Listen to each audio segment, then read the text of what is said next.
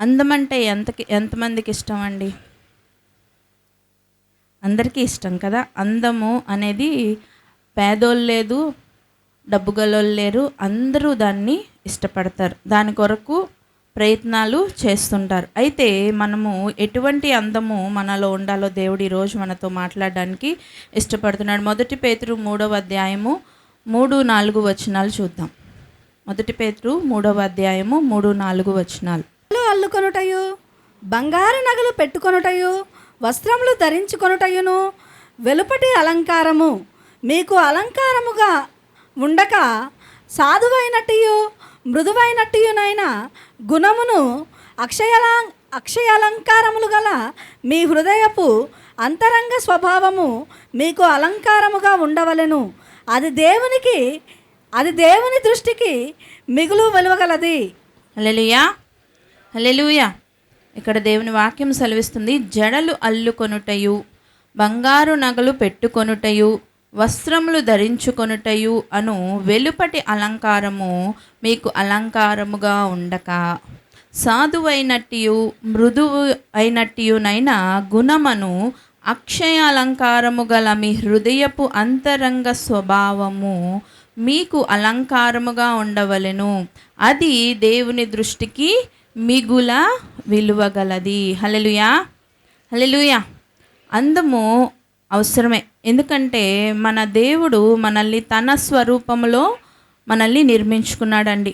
ఈ లోకమంతటిని ఆయన నోటి మాటతో సృష్టించి కేవలం మానవులను మాత్రమే ఆయన స్వరూపంలో ఆయన పోలిక చొప్పున నిర్మించుకున్నాడు. మన దేవాది దేవునికి ఒక అందమైన పేరుందేంటి? ఆయన 10,000లో అతి సుందరుడు. సుందరుడికి పుట్టిన వాళ్ళు సుందరంగానే ఉంటాం కదండి. మనము బై బర్త్ న్యాచురల్ బ్యూటీస్గా మనము పుట్టాము. ఎందుకంటే మనము అతి సుందరుడి యొక్క బిడ్డలమై ఉన్నాం కనుక మనకి దేవుడు అందాన్ని బై బర్త్ ఇచ్చేసాడు, దాన్ని జీన్స్లో ఇచ్చేస్తున్నాడు. కానీ దేవుడు మనము ఈ లోకంలోకి వచ్చాక ఈ లోకం మనల్ని ఎటువంటి అలంకారానికి లాగుతూ ఉంటుంది? బాహ్య అలంకారానికి వైపుగా మనల్ని ప్రోత్సహిస్తూ ఉంటుంది. దానిని మెరుగులు దిద్దుకోవడానికి, దాన్ని ఏదేదో చేయడానికి ప్రయత్నాలు చేయిస్తుంటుంది. ఇదంతా ఎవరి ఆశ అంట? లోకాశ. ఇది దేవుడిచ్చిన ఆలోచన కాదు. దేవుని నుంచి వచ్చేది ఎటువంటి అలంకారంగా ఉండాలంట? దేవునికి ఇష్టమైన అలంకారము సాధువైనట్టు మృదువైనట్టునైన గుణమును అక్షయ అలంకారము గల మీ హృదయపు అంతరంగ స్వభావము. మీ అంతరంగ స్వభావాన్ని దేవుడు అలంకరించబడి ఉండటమే దేవునికి ఇష్టమైన అలంకారము. దేవుడికి కూడా ఇష్టమే అందం అంటే. ఆయనకి ఎటువంటి అందం ఇష్టమంట? మన హృదయము, మన అంతరంగ స్వభావము అంటే దేవుడికి ఇష్టమంట. ఆ అంతరంగ స్వభావం ఎలా ఉండాలంట? మురికిగా, అసహ్యంగా, అంటే దేవుడికి ఇష్టం లేని కొన్ని ఉన్నాయి. ఏవి? శరీర కార్యాలు ఉన్నాయి కదండి. గలతీ 5:19లో ఉన్నాయి. అందులో అవన్నీ మనం కలిగి ఉండకూడదు. దేవుడికి ఇష్టమైనవి ఏమై ఉన్నాయి?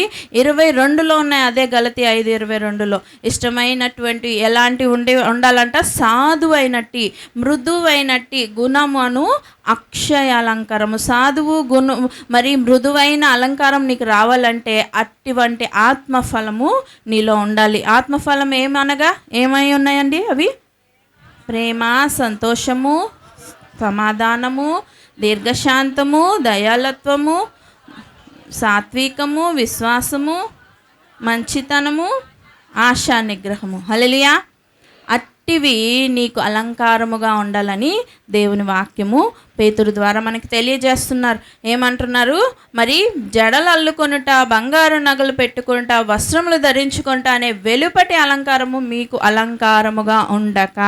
అంటే అలంకారము ఉండొద్దు అన్నారని పెద్ద జుట్లు పెట్టేసుకొని, మేసాలు ఎలా పెంచేసుకొని, గడ్డాలు ఎలా పెంచేసుకొని, మరి డ్రెస్సెస్ అన్నీ చిరిగిపోయిన వేసుకొని అసహ్యంగానే మిమ్మల్ని రమ్మని దేవుని వాక్యం చదివివ్వట్ల.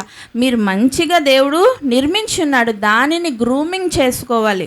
అంతేగాని దానికే వెచ్చించి అందానికి ఇంకా మెరుగులు దిద్ది దాన్ని సౌందర్యం వైపుగా మనము వెళ్ళకూడదు అని దేవుని వాక్యం ఖరాఖండితంగా మనకి చెప్తుంది. అయితే అట్టి అందం వల్ల వచ్చే కాన్సిక్వెన్సెస్, పర్యావసానాలు ఏంటో మనం ఈరోజు చూద్దాం. మొట్టమొదటిగా అందం అంట ఆది దంపతులను మోసం చేసిందంట.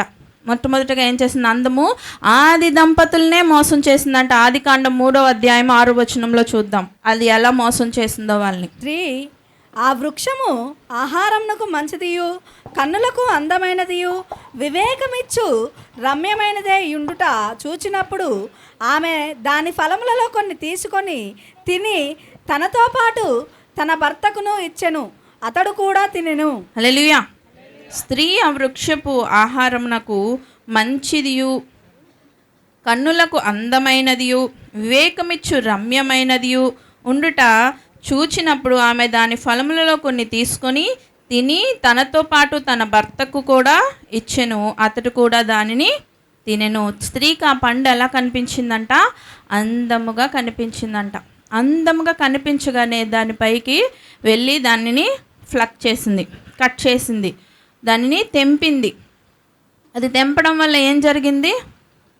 దేవుడికి విరుద్ధకరమైన కార్యము చేసింది. దానివల్ల ఆమె ఏమి కొని తెచ్చుకుంది?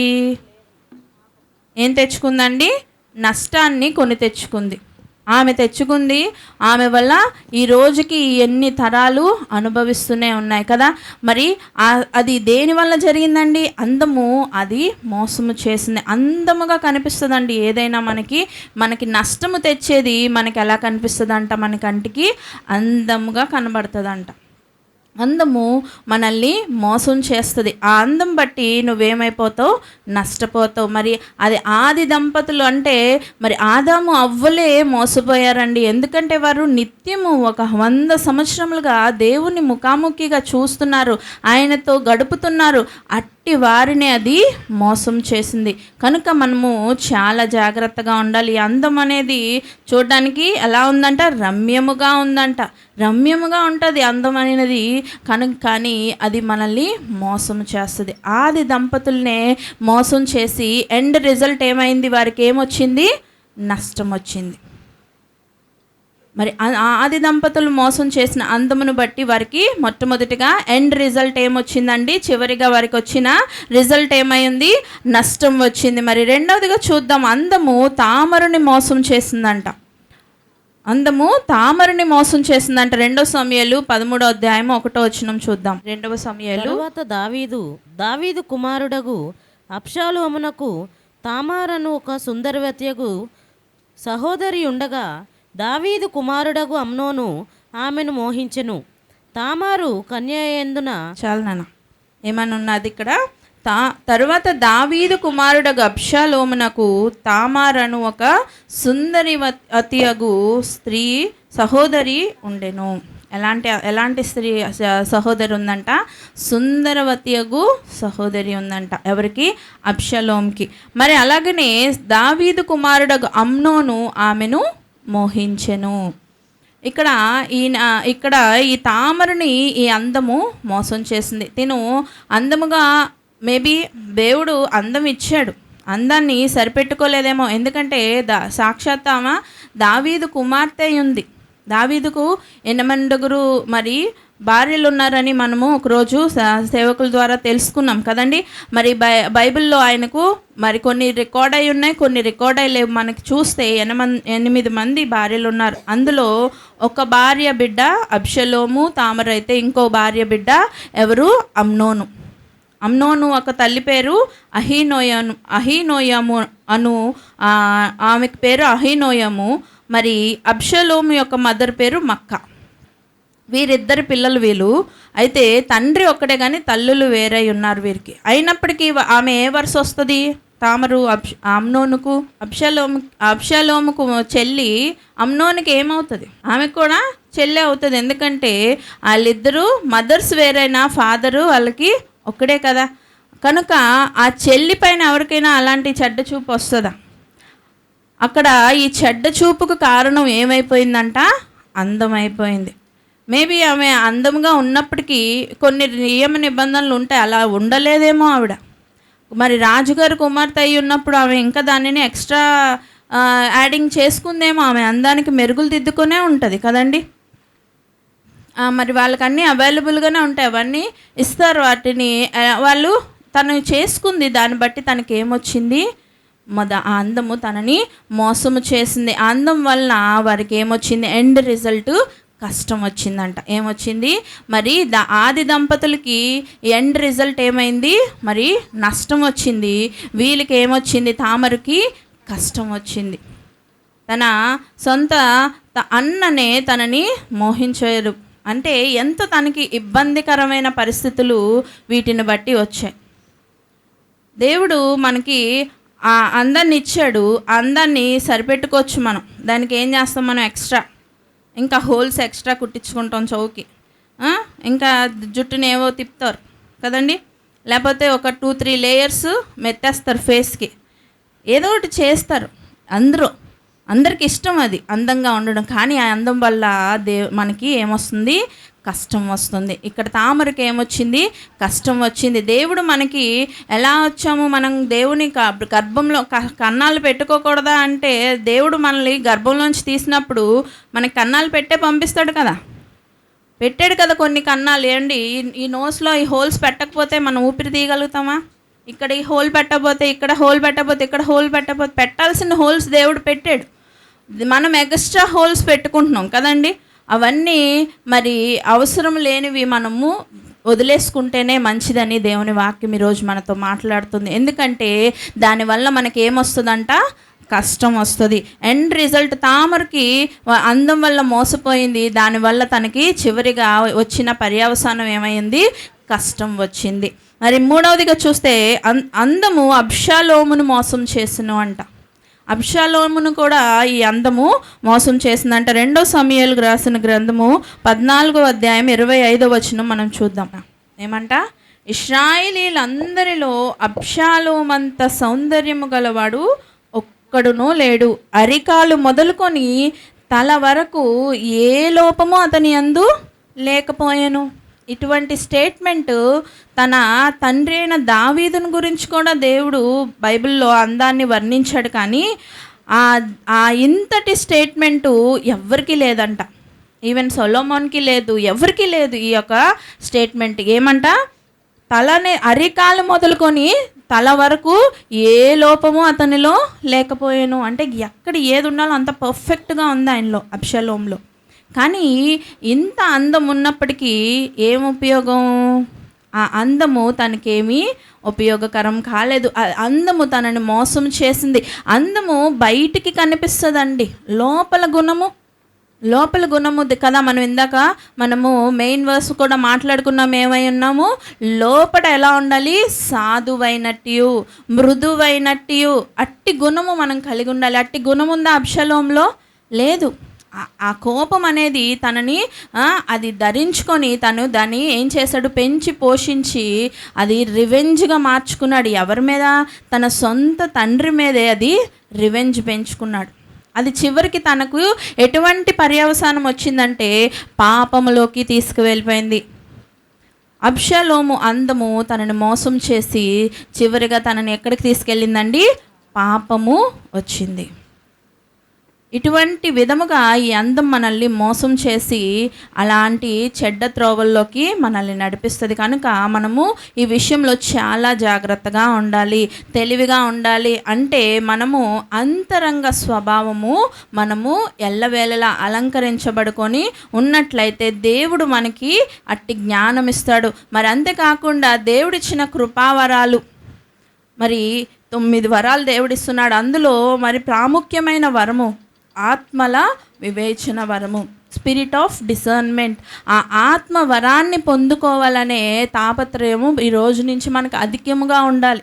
దేవుని మందిరానికి వచ్చామా వెళ్ళామా అని కాదు, కానీ వచ్చిన మనము దేవుడిచ్చే వాటిని అన్నిటినీ పొందుకున్న వారిగా మనము రావాలి కదండి. ఎక్కడికైనా మనం ఏదైనా వెళ్తే ఒక లాభం లేకుండా వస్తామా? ఒక లాభం అనేది లేకుండా ఇంట్లోంచి అడుగు బయట పెడతామా? పెట్రోల్ యూజ్ చేయము, కాలు యొక్క శ్రమను యూజ్ చేయము. ఎందుకంటే మనం వెళ్ళినందుకు మనకు ఒక అవసరత తీర్చబడాలి, లేకపోతే మనకు ఒక వెల రావాలి కదండి. లేకపోతే వేస్ట్ కదా. మరి మందిరానికి వస్తున్నావు, దేనికి వస్తున్నావు, ఏం చేస్తున్నావు, ఎందుకు వెళ్ళిపోతున్నావు? అది మనల్ని మనము ప్రశ్నించుకుందాం. ఇంతకాలం అయింది దేవా, నేను ఇంతకాలంలో నేను ఏం పొందుకున్నాను, నువ్వు పొందుకోవాలంటే నువ్వు కొని మార్చుకోవాలి. అవి ఏం మార్చుకోవాలి? నువ్వు కొన్ని వాటిని నువ్వు అలంకరించుకోవాలి. వేటిని అలంకరించుకోవాలి?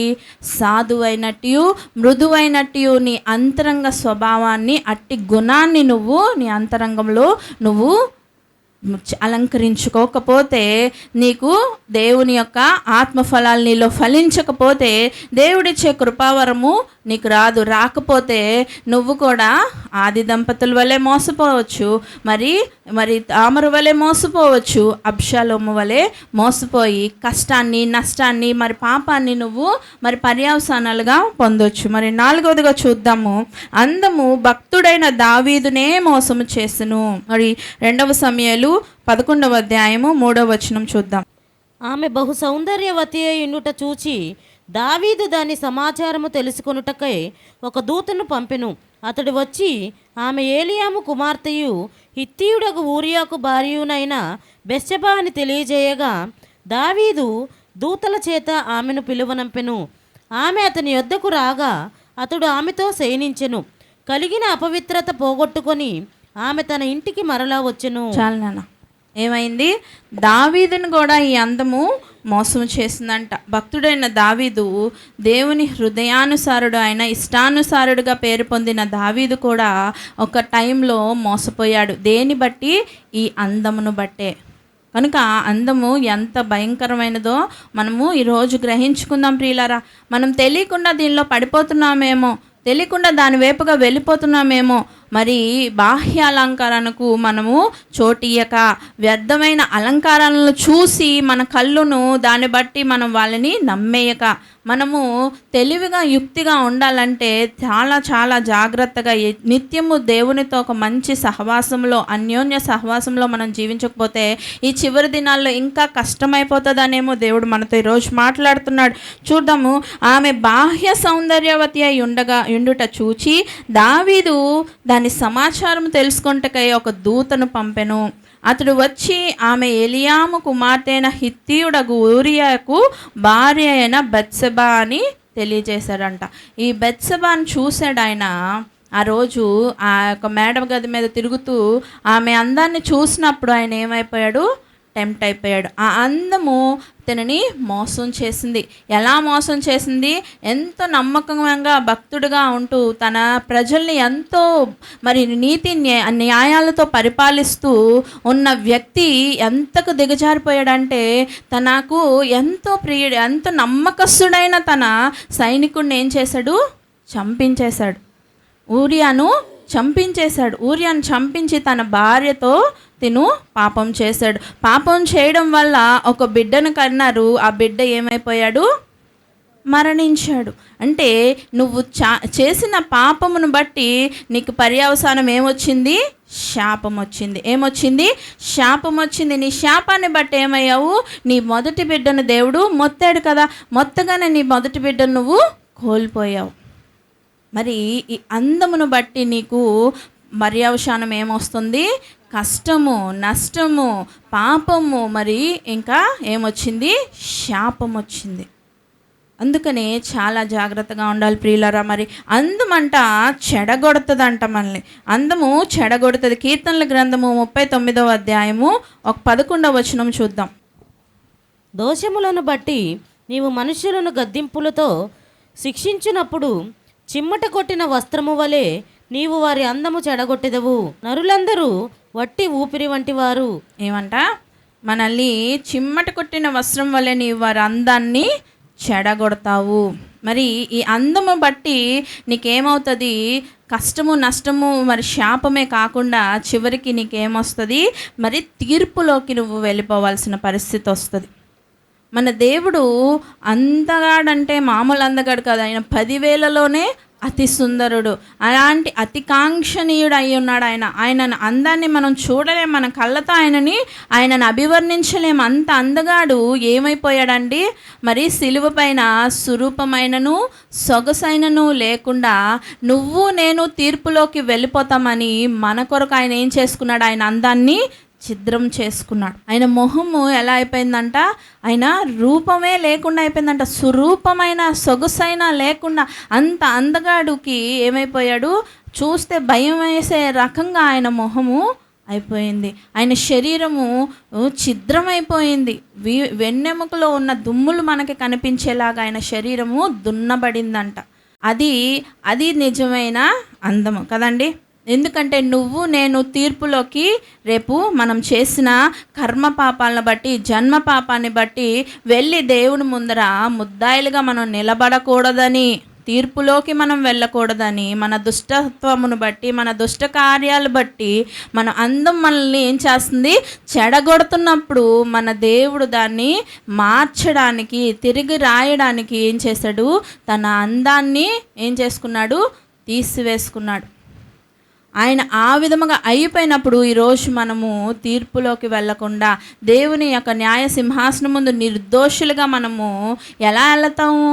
ఈరోజు నువ్వు నిలబడి, దేవా నేను పాపిని, నన్ను క్షమించు, నీ రక్తంతో నన్ను శుద్ధీకరించు అనగానే నీలో ఉన్న పాపాలన్నిటిని, డాగులన్నిటిని తీసివేసి నిన్ను పవిత్రుడిగా చేసి నిన్ను నిలబెడతాను. లేకపోతే మనం ఇట్టి పాప శరీరముతో వెళ్ళి దేవుని ముందు నిలబడగలమా? దేవుని ముందు నిల్చునే అంత శక్తిమంతులమా? ఎహెజ్కేలు అంతటి వాడే ఆయన వెళ్ళినప్పుడు భయపడిపోతుంటే దేవుని ఆ పరిశుద్ధాత్మ దూత ఏం చేస్తుంది, దూత వచ్చి ఆయన నాలుకను కాలుస్తుందంట అగ్నితో. అంటే శుద్ధత లేదని ఆయన భయపడిపోతున్నాడు. నిత్యము దేవునికి హోమాలు ధూపాలు వేసి ఆయనతో ఆరాధించే యాజకుడే భయపడిపోతున్నప్పుడు నువ్వు నేను ఎంత మాత్రము, కానీ మనం వెళ్ళిపోయి దేవుని సముఖంలో నిలబడగలుగుతున్నాము, ఆయనను ఎదుర్కోగలుగుతున్నామంటే ఈ పాపం అనే ఈ డాగు ఆయనకి మనకి అడ్డుగా లేకుండా ఉందంటే అది ఎందును బట్టి, దేవుడు ఆయన చెడగొట్టుకున్నాడు. ఆయన అందాన్ని చెడగొట్టుకొని మనల్ని ఏం చేశాడు, మనకి తీర్పు లేకుండా చేశాడు. హల్లెలూయా. అందాన్ని అందుకే చెడగొట్టుకోవాలి. ఎందుకోసము?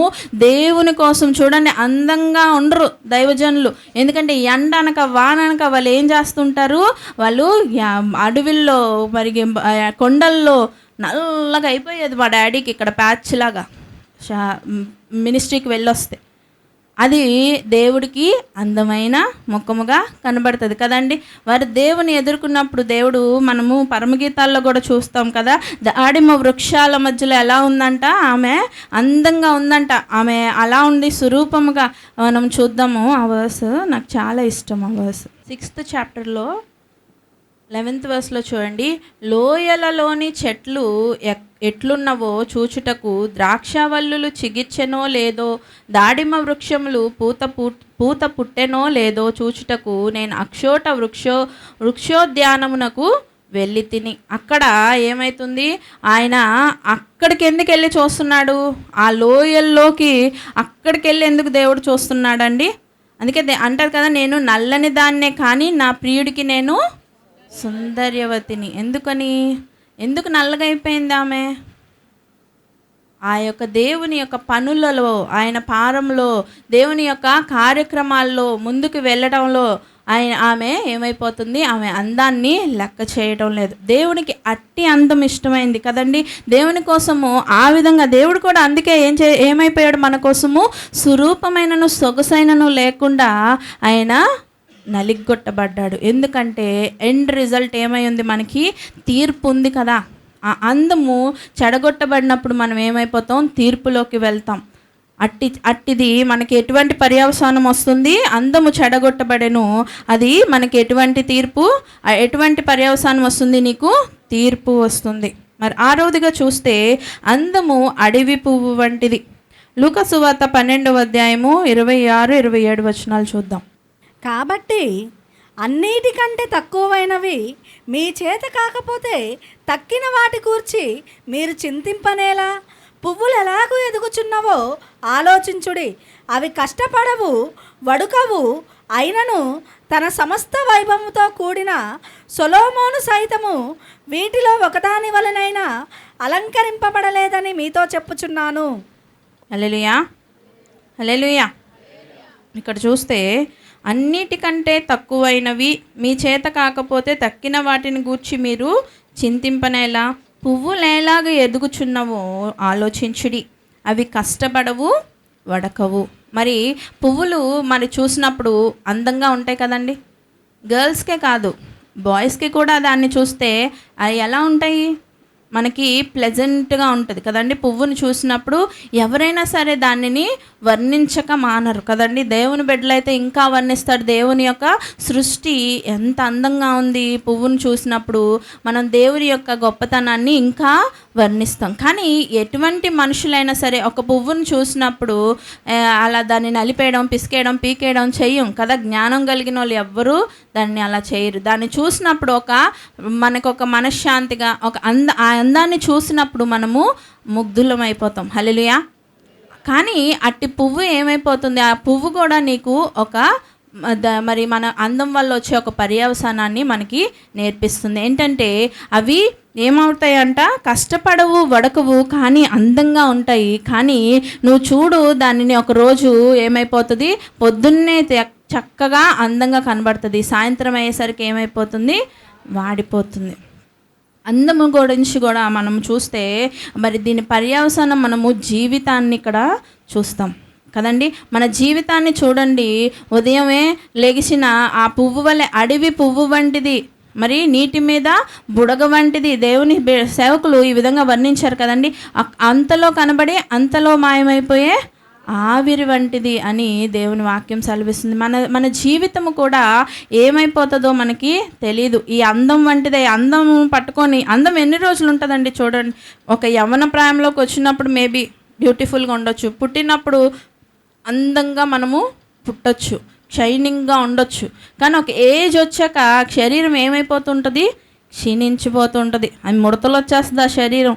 దాని అందం అనేది చిరకాలం మనకి ఉండదు. దీన్ని బట్టి మనకి ఏం తెలుస్తుంది పర్యవసానంగా, మరి ఒక జీవితము మనము ఇక్కడ చూస్తున్నాం. మరి 7వదిగా చూద్దాము, సామెతల గ్రంథము 31:30 చూసినట్లయితే అందము మోసకరమని మనం ఇక్కడ చూస్తాం.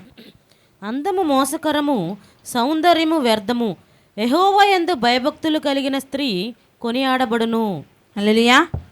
అందము మోసకరమంట, సౌందర్యము వ్యర్థము అని దేవుని సేవకుడు మరి సొలొమోను భక్తుడు ఆయన తెలియజేస్తున్నాడు.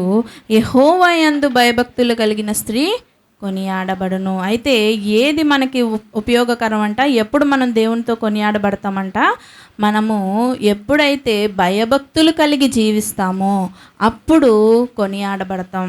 ఎవరి చేత? దేవుని చేతనే కొనియాడబడతాం. అందుకే దేవుని వాక్యం మనం వేశ్వాస ఒకసారి చదవండి. 1 పేతురు 3:3-4 చూస్తే దేవుడికి ఏది విలువ కలిగిందిగా ఉంది? జడలు అల్లుకొనుటయు, బంగారు నగలు పెట్టుకొనుటయు, వస్త్రములు ధరించుకొనుటయు, వెలుపటి అలంకారము మీకు అలంకారముగా ఉండక సాధువైనట్టయు మృదువైనట్టయునైన గుణమును అక్షయాలంకారము గల మీ హృదయపు అంతరంగ స్వభావము మీకు అలంకారముగా ఉండవలెను. అది దేవుని దృష్టికి మిగుల విలువగలది. అది దేవుని దృష్టికి మిగుల విలువ కలిగినది. దేవుని చేత మనం భయభక్తులు కలిగి జీవించినప్పుడు ఆయన యెహోవా యందు భయభక్తులు కలిగిన స్త్రీ ఏమంట కొనియాడబడుతుంది.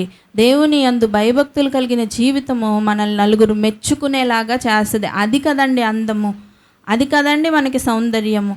మరి ఈ అందము ఎంతకాలం ఉండదు. మనం చూసాము, ఆ అందం వల్ల మొట్టమొదటిగా మనకి ఏమొస్తుంది, నష్టం వస్తుంది. మరి రెండవదిగా తామర జీవితంలో చూస్తే అది ఏం తెచ్చింది, కష్టాన్ని తెచ్చింది. అబ్షలోమును జీవితంలో చూస్తే అది మనకేం తెచ్చింది, పాపాన్ని తెచ్చింది. మరి దావీదును కూడా చూస్తే మనం ఏం చూస్తున్నాం, అక్కడ అందం వల్ల శాపం వచ్చింది. మరి చూస్తే మరి దేవుని యొక్క తీర్పులోకి మనము వెళ్ళకుండా అది తీర్పులోకి మనల్ని తీసుకువెళ్తుంది. ఈ అందం అనేది మనల్ని చెడగొడుతుందంట. చెడగొట్టి దాన్ని మనల్ని ఎలా చేస్తుంది, తీర్పులోకి తీసుకెళ్ళి దుష్టక్రియలకు మనల్ని నడిపిస్తూ మనల్ని ఎక్కడ తీసుకెళ్తుంది, తీర్పులోకి తీసుకొని వెళ్తుంది. మరి అందము చూస్తున్నప్పుడు మనకి ఒక జీవితం అనుభవం మనకి కనిపిస్తుంది. మరి చూస్తే ఈ అందము మోసకరం అని చెప్తుంది. చివరిగా దీని యొక్క ఎండ్ రిజల్ట్ ఏమైందంటే వ్యర్థము. ఏంటంట? అందము మోసకరము, సౌందర్యం ఏంటి? వ్యర్థము. ఇదంతా వ్యర్థమని సొలొమోను భక్తుడు మనకి తెలియజేస్తున్నాడు. దేవుడు ఆయనను అట్టి విధముగా ఆశీర్వదించాడు. ఇంకా ఆయన చెప్పాడంటే మనము మానవుడిగా అన్నీ అనుభవించి మనకి తెలియజేస్తున్నాడు.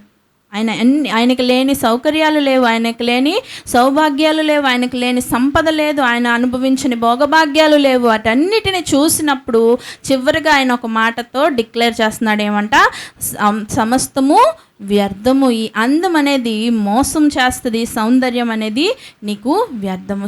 అందం అనేది బై బర్త్ వచ్చిందే నీకు మోసం తెస్తుందంటే నువ్వు దాన్ని మెరుగులు దిద్దుతున్నావు. అది ఎందుకు? అది చివరికి ఏమవుతుందంట? సౌందర్యము అందాన్ని మెరుగులు దిద్దడాన్నే సౌందర్యం అంట. అది నీకేమవుతుంది? వ్యర్థం అంట. అందుకే మరి దేవుని వాక్యం కూడా సెలవిస్తుంది. మరి సామెతల గ్రంథంలో 11వ అధ్యాయం 22లో చూస్తే ఆ అందం ఎటువంటిదంట? అందం ఉన్నా ఏం ఉపయోగం లేదంట. వివేకము లేని సుందర స్త్రీ పంది ముక్కుననున్న బంగారు కమ్మి వంటిది. ఎలాంటిదంట? ఆ అందం ఉన్నప్పటికీ వివేకం లేకపోయినప్పుడు అందం ఉన్నా సరే ఎలాంటిదంట? ఆ అందం నీకు ఎలా ఉపయోగకరంగా ఉందా? పంది ముక్కునున్న బంగారు కమ్మి వంటిదంట అటు అందం. మరి అంతేకాకుండా 1 సమూయేలు మరి 16:7లో చెప్తున్నాడు, దేవుడు పై రూపాన్ని చూడడంట, ఆయన అంతరంగాన్ని చూస్తాడంట. ఒకసారి చదువుదాం. అయితే యెహోవా సమూయేలుతో ఇలాగు సెలవిచ్చెను, అతని రూపమును అతని ఎత్తును లక్ష్య పెట్టకము. మనుషులు లక్ష్యపెట్టు వాటిని యెహోవా లక్ష్యపెట్టడు. నేను అతన్ని త్రోసివేసి ఉన్నాను. మనుషులు పైరూపమును లక్ష్యపెట్టుదురు, కానీ యెహోవా హృదయమును లక్ష్యపెట్టును. ఏంటంట? మనుషులు పై రూపాన్ని లక్ష్య పెడతారు, కానీ యెహోవా ఏది లక్ష్య పెడుతున్నారు? హృదయాన్ని లక్ష్య పెడుతున్నారు. అందుకే దావీదు యొక్క బ్రదర్స్ ఆయన సైన్యంలో ఉన్నారు ఆల్రెడీ. వాళ్ళు ఎలా ఉన్నారు? మంచి శరీర సౌందర్యం కలిగి ఉన్నారు, మరి మంచి హైట్లు, ఎత్తరులు వారు. అయినప్పటికీ వారు అంతమంది వచ్చినప్పటికీ వాళ్ళందరూ యోగ్యులుగా మనకైతే కళ్ళతో చూసినప్పుడు ఒక బాడీ స్ట్రక్చర్ బట్టి, వారి యొక్క నడక టీవీని బట్టి, మాటను బట్టి మనం ఏం చేసేస్తాం? జడ్జ్ చేసి వీరే రాజుగా యోగ్యుడు అనేస్తాం. కానీ దేవుడు పై రూపము చూడట్లేదు. ఆయన అక్కడ చూస్తున్నాడు, అంతరంగ స్వభావాన్ని చూస్తున్నాడు. మనకు ఆయన దృష్టి పడాలనే కదండి మనం జీవిస్తున్నాం. మన మీద ఆయన దృష్టి పడాలంటే ఈ బాహ్య సౌందర్యానికి ఈ రోజు నుంచి మనం లక్ష్య పెట్టక మరి అంతరంగ సౌందర్యమైన సాధువైనట్టు మృదువైనట్టు గుణమును అలంకారమును నువ్వు అంతరంగముగా కలిగి ఉండాలని దేవుడు కోరుకుంటున్నాడు. అట్టిది దేవుని దృష్టికి మిగుల విలువ కలిగినది. హల్లెలూయా. మరి అట్టిది కలిగి ఉన్నది కాబట్టి ఎస్తేరు చూడండి, వాళ్ళు ఏదైతే ఇచ్చారో అంతనే వేసుకుంది. వారు ఇంకా ఎక్స్ట్రా కూడా వేసుకున్నారు. అక్కడ ఉన్న వారందరికీ, ఆ స్త్రీలందరికీ ప్రొవైడ్ చేశారు అక్కడ అలంకారాలు. కానీ హేగే ఏదైతే రాజు నిర్ణయించాడో అవి మించి ఆమె ఒక్కటి కూడా ధరించుకోలేదు. మరి అందరూ అన్నీ అలంకరించుకొని వెళ్ళారు కదా. మరి అహశ్వేరోసు చెప్పాలంటే లోకానుసారుడే కదా, కానీ దేవుని దృష్టికి ఈ బిడ్డ మిగుల విలువ కలిగినదిగా ఉంది కనుక ఆయన అహశ్వేరోషు దండం ఎవరి మీదకి వచ్చిందండి? ఎస్తేరు హదస్త మీదకి వచ్చింది. ఇంకెవరి మీదకి ఎందుకు రాలేదు? ఆమె దేవునికి ఈ బాహ్య అలంకారానికి ఆమె రెఫ్యూజ్ చేసింది, ఆమె నో చెప్పింది. అక్కడ ఉన్నప్పుడు మనం చూడండి, ఎవరైనా గర్ల్సే కాదు, ఎవరైనా మనుషులు అన్నవాళ్ళు మనకి పెట్టినప్పుడు మనల్ని యూజ్ చేసుకోండి అన్నప్పుడు ఫ్రీయే కదా, ఏమైంది వేసుకుందాం అని పెట్టేసుకుంటాం కదండి. కానీ ఆవిడ పెట్టుకోలేదు. ఆమె దేవునికి కొన్ని ఏవి విధానంలో జీవిస్తుందో అదే పర్ఫెక్ట్గా ఆమె పాటించుకుంటూ వెళ్ళింది. ఏ సిచ్యువేషన్ వచ్చినా సరే తను తల వంచలేదు. దేవుని కోసం ఎక్కడా మరి ఆ తలవంపులు తెచ్చే కార్యక్రమాలు చేయలేదు కనుక, దేవుడి కోసం తను రాజీ పడలేదు కనుక దేవుడు ఆమెను ఏం చేశాడు? అందరిలో ఘనపరిచాడు. దేవుడు చూసే అందము అదే అయి ఉన్నది. రేపు మనం దేవుని యొక్క సముఖంలో నిలబడినప్పుడు ఈ బాహ్య అందం చూసి దేవుడైతే మనల్ని ముద్దాడాడు, కానీ మన అంతరంగ అందమునే దేవుడు చూస్తాడు. ఎందుకంటే మనం ఇంతమంది జీవితాల్లో సిచ్యువేషన్స్ అన్నీ చూస్తున్నాం కదా. వీటన్నిటిలో దేవుడు దేనికి విలువిస్తున్నాడు అది చూసి మనము కూడా ఆ అందాన్ని మెరుగులు దిద్దుదాం. ఆ అందానికి మనము అలంకరించుకుందాం. అందాన్ని అలంకరించుకునే విషయంలో మనము ఎదగాలని దేవుడు ఈరోజు మనతో మాట్లాడుతున్నాడు. మరి నిజమైన సౌందర్యం ఎక్కడ ఉంది? అంతరంగ సౌందర్యమై ఉన్నది. బాహ్య సౌందర్యము నిజమైన సౌందర్యము కాదు. అంతరంగ సౌందర్యమే నిజమైన సౌందర్యముగా ఉంది. హల్లెలూయా. ఇట్టి అందమును మనము కలిగి ఉండాలని దేవుడి రోజు మనతో మాట్లాడుతున్నాడు. మరి బాహ్యముగా ఉండే వేస్ట్ వాటికి టైం వెచ్చించక, వాటికి టైం పెట్టాలి కదండి. కొంచెం టైం వేస్ట్ అయిపోతుంది కదండి. ఇప్పుడు 10కి నువ్వు చర్చికి వెళ్ళిపోవాలి, ఒక 5-10 మినిట్స్ ఎక్స్ట్రా వేస్టే కదా. ఆ 10 మినిట్స్లో నువ్వు వాటిని వదులుకొని దేవుడి కోసం వస్తే దేవుడు ఆనందిస్తాడు కదా. మేబీ నువ్వు ఆ ఇష్యూ బట్టి లేట్ అవుతున్నావేమో, అది తగ్గించుకో. దేవుడు ఈరోజు నీతో మాట్లాడుతున్నాడు. వాటికి మనీ వేస్ట్గా పెడుతున్నావేమో, వాటికి టైం వేస్ట్గా వెచ్చించి రోడ్ల మీదకి వెళ్తున్నావేమో, వాటిని వదిలేయమని దేవుడు ఈరోజు చెప్తున్నాడు. అలా నిన్ను అసహ్యంగా ఉండమంటలే. నీకు దేవుడు ఇచ్చిన వాటినో అందంగా దేవుడిని సన్నిధిలోకి వచ్చి ప్రెజెంటబుల్గా దేవుడి ముందర డిగ్నిఫైడ్గా ఉండాలి. కానీ వద్దన్నారు కదా, మా అక్కోళ్ళు ఈరోజు చెప్పారు కదా అని చింపిరి జుత్తులతో మరి ఎలా పడితే అలాగా ఉండమని నేను మీకు టీచ్ చేయట్లేదు. ఉన్న వాటిలోనే మనము చక్కగా ఉంటూ ఎగస్ట్రాలు తగిలించుకోకుండా ఉండాలని దేవుడు ఈరోజు మనతో మాట్లాడుతున్నాడు. అంతకన్నా ముఖ్యంగా దేనికి మనం మాట్లాడుకుంటున్నాం? అంతరంగ సౌందర్యం గురించి. అంతరంగ సౌందర్యం ఎలా ఉండాలి? మరి సాధువైనట్టు మృదువైనట్టు అలంకారము కలిగిన అంతరంగ స్వభావాన్ని ఈరోజు మనం అందరము అలంకరించుకొని ఇక్కడి నుంచి వెళ్దాం ప్రియులారా. ఇప్పటి వరకు మనలో లేదేమో, దాన్ని వ్యర్థముగా దానికి మీద మైండ్ పెట్టకుండా దీని మీద మైండ్ పెడుతున్నామేమో. దీన్ని తీసివేసి దాన్ని ధరించుకుందాం. ఎందుకంటే మన రాజు వచ్చే సమయము, మన వరుడు వచ్చే సమయము దగ్గరికి అయిపోయింది. ఆయనకి ఎంత అందంగా కనిపిస్తావో నిన్ను అంత తొందరగా ఆయన ఆకర్షించుకుంటాడు. హల్లెలూయా. అంతే కదా అండి. అందంగా కనిపిస్తేనే కదా దగ్గరకు తీసుకొని ముద్దులాడతాం అదండి. మరి ఆ ముక్కులో చీమిడి కార్చుకుంటూ, కంట్లో పుసులు వేసుకొని, జుట్టిలాగా పైకి ఇలా డిమ్ అని లేపుకొని, చింపిరిపోయిన బట్టలు వేసుకొని, ముర్రిక్కిగా నల్లగా వాసన వస్తూ ఉంటే ముద్దులాడతామా అండి?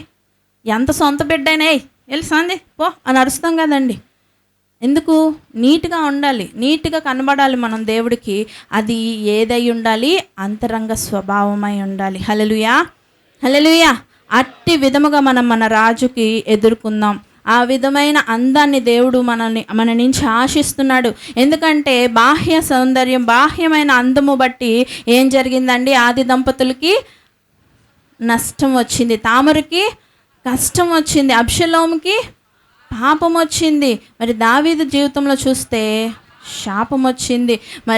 మరి మామూలుగా మన దుష్టక్రియలను బట్టి అందము మనల్ని చెడగొట్టి మనల్ని ఎక్కడికి తీసుకెళ్తుంది?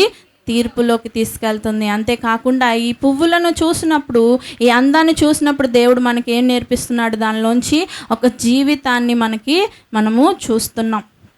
అంతేకాకుండా ఈ అందము మోసకరము ఏమైంది? ఈ మోసకరమైన అందం మనల్ని ఏం చెప్తున్నాడు దేవుడు? ఇది పర్యవసానంగా వ్యర్థము. టైం వేస్ట్ అంట. టైం వేస్ట్ చేసామేమో ఈరోజు వరకు వీటి విషయాల్లో. మనం తెలియకుండా వాటిలో పడిపోతున్నామేమో. ఎందుకంటే దుష్టుడు మనకు అది తప్పుగా చూపించడండి. తప్పు కాదు కదా అనుకొని వెళ్తాం దాని వైపుగా. తప్పు అని తెలుస్తున్నప్పుడు దేవుడు మనకు తెలియజేసినప్పుడు దాని నుంచి మనము టక్మని వెనక్కి మన మొహాన్ని తిప్పేసినప్పుడు దేవుడికి ఇంకా ముద్దుగా నేను కనిపిస్తాం కదా. ఆ విధంగా దేవుడికి ఇష్టానుసారులుగా మనం జీవిస్తూ మన బాహ్య సౌందర్యాన్ని కాకుండా అంతరంగ సౌందర్యాన్ని, నిజమైన అలంకరణను వైపుగా మన యొక్క మైండ్ని త్రిప్పుకుందాం. దేవుడితో అట్టి నిబంధన చేసుకుందాం ప్రియులారా. అందరూ బైబిల్ కళ్ళు మూసుకొని దేవునితో చిన్న నిబంధన చేసుకుందాం. తండ్రి, నేను ఇంతకాలము వ్యర్థమైన ఈ అలంకారానికి సమయం ఇచ్చాను తండ్రి, నన్ను క్షమించండి. ఈరోజు నుంచి నేను నా బాహ్య అలంకరణకు ఆదుకుని కానీ నా అంతరంగ అలంకరణకు సమయం ఇవ్వాలనుకుంటున్నాను.